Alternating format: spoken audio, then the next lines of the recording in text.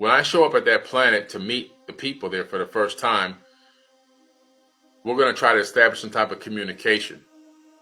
Ultimately, they're going to ask me in some way, shape, or form, where am I from? I'm not going to say, well, I'm from Miami, Florida, in a city named Opelika, and I'm a black man. I'm just going to say I'm an earthling. I'm from Earth. That's it. If you can just understand that one statement, I'm an earthling, then this whole conversation I had tonight was worth it. An earthling. Okay? And as I look here, I see somebody who's I think the Quran was meant for humanity to reach its highest potential. I apologize, and I don't want to offend you, man, but the Quran is not set to reach the highest potential of man. And the reason why the Quran is not set for man to reach his highest potential is because the Quran oppresses women.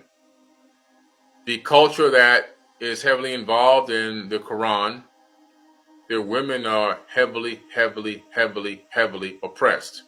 I just came back from Egypt. A woman was trying to sell me something and she couldn't even look me in the eye, or she'd be beat by her husband. If somebody reports and goes, hey, she just looked at this man in the eye, she would be beaten when she gets home. Women are treated as things, not human beings in that religion. They're treated as absolute things, not human beings. They don't have rights. They don't have, you see what's going on in Iran. You see what's going on. Come on. Y'all see what's going on. Don't get caught up in these religions, Islam and Christianity and all this other stuff. Stop it. Focus on working on yourself. That's the best thing you can do. If you could take any advice from me at all, take those religious books and burn them. Burn them. And then the next thing you do is take out a piece of paper and a pen and draw a line right down the middle. And on this side, write down all the good attributes about yourself. And on the other side, write down all the bad attributes about yourself. And trust me, you know what the bad attributes are about yourself are. Because why? Because you're you. And you're inside of yourself. And you know exactly what you're up to behind the scenes. So be honest with yourself. Don't play the game. Don't be dumb. Come on now. Write down exactly what's going on with you. Good and bad. Now, when you get done doing that, you're going to say, okay, wow, well, at least I feel like I've got these good attributes. This is pretty good. Now, how can I build on these attributes? How can I become better? And on the other side, your negative attributes, the bad things about you, you need to start analyzing those bad things and figuring out why you do them and why you're thinking that way and why you're acting out in those areas. And then trace back your source to your trauma in your life and things that you've been holding on to. Find a way to release that. Find a way to do the shadow work on yourself. And then start working on fixing those things, becoming a better person that are negative about yourself. You don't need a Quran. You don't need a Bible. You don't need to call on Jesus. You don't need to call on God. Won't he do it? You don't need none of that stuff. You know what you need? You need to be honest with yourself and take responsibility for your own actions. And when you do that and start loving people the right way as equal people, then you will become a walking God on this planet, and you will be able to walk in your own true power and stop giving all your power away to these fake entities and these other people out here like polytricksters. That's what you should be doing. I don't want to insult you because I love you, but I'm telling you this because I love you. The Quran and the Bible and all that stuff is absolute garbage. It just is what it is. More people on this planet have been killed over religious beliefs than any other reason. The Quran is not helping mankind seek the highest potential, because if you look at the history of Egypt, why do Egyptians don't speak Egyptian? Why? How come Egyptians don't speak Egyptian? What is the history of Arabs in Egypt? The Arabs invaded Egypt and slaughtered millions of Egyptians. And then they subjugated them and forced them to speak Arabic. They killed millions of them because they didn't believe in their God. You think that's bringing peace and love and ascension to the world? That's the same stuff the Catholic Church did.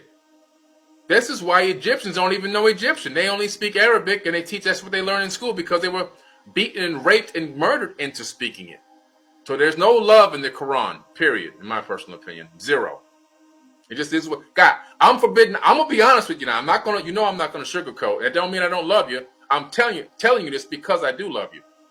I'm not gonna sugarcoat it. It's garbage. It's hatred. It's oppression and suppression of women.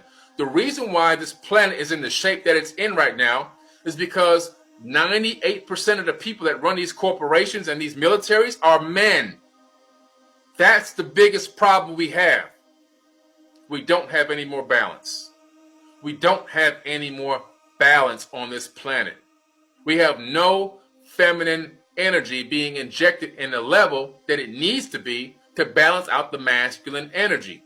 So this planet is being run like a giant bachelor pad. That's exactly what's going on. You're witnessing it every single day. You're witnessing it every single day. Men in $10,000 suits sending broke, poor children halfway around the world in military gear to kill other people that are also broke and poor. And they do it because they got the orders. And then they thank God for America and all this other kind of crazy stuff. You see the brainwashing and it blows me away to witness this stuff. It really blows me away to witness it. I mean, sometimes I just have to, I almost rub my eyes out trying to figure out if I'm really seeing and hearing what I'm seeing and hearing. The dogma is too real. The dogma is so real. You'll fly halfway around the world to kill a man on a camel so you can get an education in America. And then when you get back after killing that man on a camel and it destroyed your whole conscience, you commit suicide. 21 to 30 veterans from the United States military commit suicide every single day since 2001.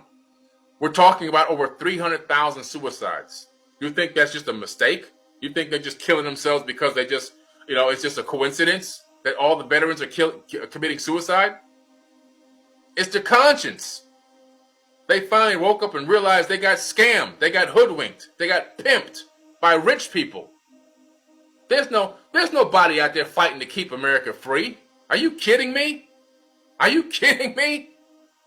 When these people say, I thank you for your service, you kept us free. Killing a guy in a freaking desert halfway around the world is not keeping me free. I'm sorry. It's not keeping me free. What it's doing is making rich people richer. Halliburton makes $38 billion off of blowing up everybody in Iraq.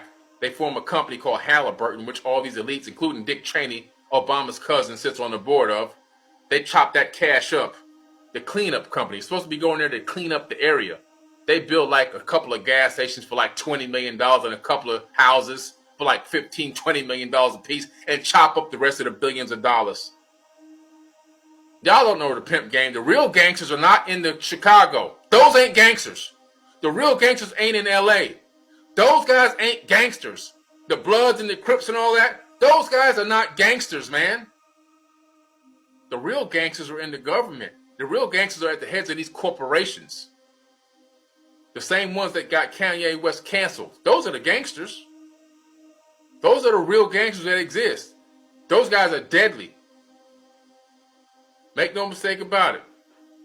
They got everybody out here pimped. And they keep you wrapped up in their religion and wrapped up in the politics and wrapped up in the military and got you worshiping flags. I pledge allegiance. I ain't pledging allegiance. Even when I was a kid. Listen, my sister, my brother will tell you I wouldn't pledge no allegiance to nothing. Period. As a kid, I knew it was fake. I'm not giving my allegiance to no flag, no doggone piece of material. I'm pledging to myself. I pledge allegiance to my own consciousness. I've been like that since I was a kid. I remember I laughed at my mom. We were watching the election. This is back when Jimmy Carter was going in. Yeah, I'm aging myself now. Jimmy Carter, president. My mom said, "What are you laughing at?" We were watching this election stuff on the TV, the debate or whatever the hell it was. And I said, "How long are the adults gonna fall for this scam?" She said,